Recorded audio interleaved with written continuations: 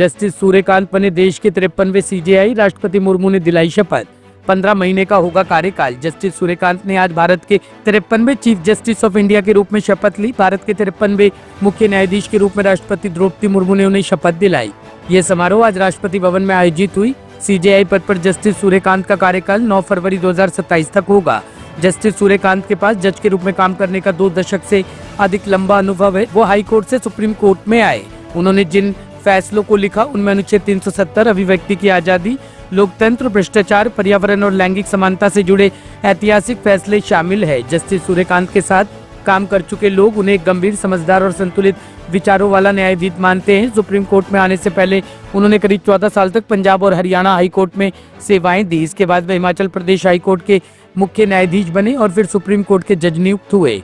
अपने करियर के दौरान उन्होंने हमेशा सार्वजनिक संसाधनों की सुरक्षा, भूमि अधिग्रहण और मुआवजा, पीड़ितों के अधिकार, आरक्षण नीतियां और संवैधानिक संतुलन जैसे मुद्दों पर संवेदनशीलता दिखाई। चंडीगढ़ में 14 साल तक पंजाब और हरियाणा हाई कोर्ट में जज रहने के दौरान वहां जस्टिस सूर्यकांत ने कई ऐतिहासिक फैसले दिए। इनमें जेल में बंद कैदियों को वैवाहिक मुलाकात या कृत्रिम गर्भाधान के जरिए संतान पैदा करने का अधिकार देने संबंधी फैसला सुनाया था। जस्टिस सूर्यकांत पंजाब और हरियाणा हाई कोर्ट के उस पूर्ण पीठ के सदस्य थे जिसने 2017 में डेरा सच्चा सौदा के प्रमुख की गिरफ्तारी के बाद हुई हिंसा के बाद डेरा की सफाई और जांच के आदेश दिए थे। इस फैसले में उन्होंने डेरे की आर्थिक अनियमितताओं की केंद्रीय जांच कराने के निर्देश भी दिए थे। इंडिया गेट पर प्रदूषण के खिलाफ प्रदर्शन में नक्सली कमांडर हिडमा के नारे लगे, 15 गिरफ्तार। दिल्ली में बढ़ते प्रदूषण के खिलाफ इंडिया गेट पर हुए प्रदर्शन के दौरान प्रदर्शनकारियों ने नक्सली कमांडर माधवी हिडमा के भी पोस्टर लहराए, जिससे उनकी मुसीबत बढ़ गई। प्रदर्शनकारियों ने माधवी हिडमा अमर रहे के नारे भी लगाए। इस दौरान पुलिस से उनकी झड़प में मिर्च स्प्रे का इस्तेमाल किया गया है, जिससे 4 से 5 पुलिसकर्मी चोटिल हो गए हैं। पुलिस ने अब 15 प्रदर्शनकारियों को हिरासत में लेकर पूछताछ शुरू कर दी है। दरअसल प्रदर्शनकारियों के हाथ में जो मारे गए नक्सली माधवी हिडमा के पोस्टर थे, उसमें उसकी तुलना आदिवासी स्वतंत्रता सेनानी बिरसा मुंडा से की गई है। प्रदर्शनकारी हिडमा की बंदूक लिए हुए चित्र का पोस्टर बनाकर लाए थे। उन्होंने हिडमा को जल, जंगल और जमीन का रखवाला बताया। प्रदर्शनकारियों ने नारे लगाए, जितने हिडमा मारोगे हर घर से हिडमा निकलेगा। पुलिस ने सभी प्रदर्शनकारियों के खिलाफ एफआईआर दर्ज की है। AQI के वर्जन होने पर प्रोटेस्ट कर रहे हैं, क्या कुछ आप लोगों के डिमांड्स हैं? दिल्ली में जो AQI के राइजिंग लेवल्स हो रहे हैं, चाहे AQI 1000 के पार जा रहा हो या फिर 2023 में 17,000 लोग मर रहे हो, इतना ज्यादा एयर पोल्यूशन होने की वजह से सिर्फ दिल्ली में, इसमें हम सब देखते हैं कि इसका रीजन imperialist डेवलपमेंट मॉडल है, प्रॉफिट ड्रिवन डेवलपमेंट मॉडल है। ये जनता का डेवलपमेंट मॉडल नहीं है और हमको जनता का डेवलपमेंट मॉडल लाने की जरूरत है। जो माओइस्ट बीजापुर में लेकर आए हैं, जो माओइस्ट बस्तर में लेकर आए हैं अपने जनता सरकार के थ्रू, वहाँ पर सस्टेनेबल डेवलपमेंट किया जाता है। वहाँ पर महुआली, तेंदुपत्ता को सस्टेनेबल तरीके से तोड़ा जाता है।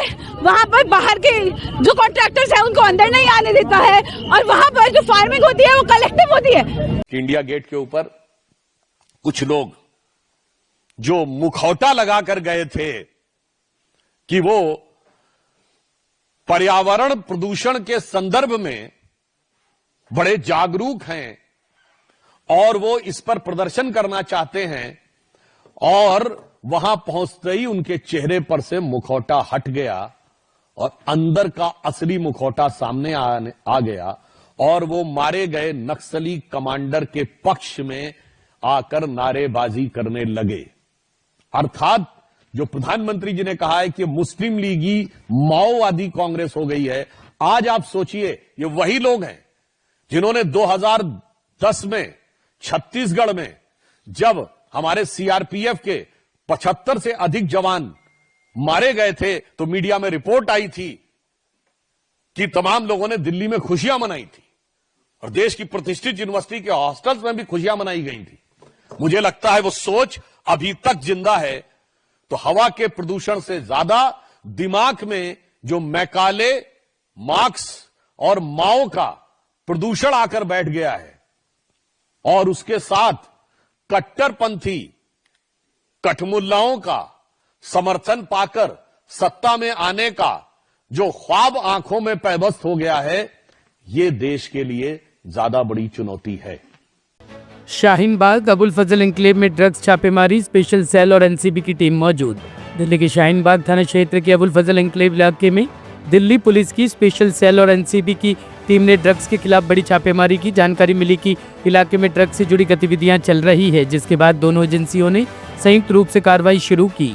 फिलहाल मौके पर दोनों एजेंसियों की टीम मौजूद है और पूरी बिल्डिंग पर जवान तैनात है। ये रेड पिछले कल हुई कार्रवाई की क्रमिक जांच का हिस्सा है, जिसमें पुलिस ने 2 आरोपियों को गिरफ्तार कर एक ड्रग कार्टेल का खुलासा किया था। एनसीबी ने इस दौरान 25 वर्षीय शेन वारिस को नोएडा से गिरफ्तार किया था। पूछताछ में शेन वारिस ने कई अहम खुलासे किए, जिसकी निशानदेही पर एजेंसियां अब्दुल फजल एन्क्लेव में 328.54 किलो मेथाम्फेटामाइन तक पहुंचने में सफल रही। बरामद किए गए ड्रग्स की अंतर्राष्ट्रीय बाजार में अनुमानित कीमत लगभग 262 करोड़ रुपए बताई जा रही है। इस कार्रवाई से दिल्ली में ड्रग सप्लाई चैन के पहलुओं का खुलासा होने की संभावना है। ऑपरेशन का नेतृत्व दिल्ली पुलिस स्पेशल सेल और एनसीबी के वरिष्ठ अधिकारी कर रहे हैं, जबकि पूरी कार्रवाई को समन्वय और निगरानी के तहत अंजाम दिया जा रहा है। ब्यूरो रिपोर्ट, टीम तफ्तीश न्यूज।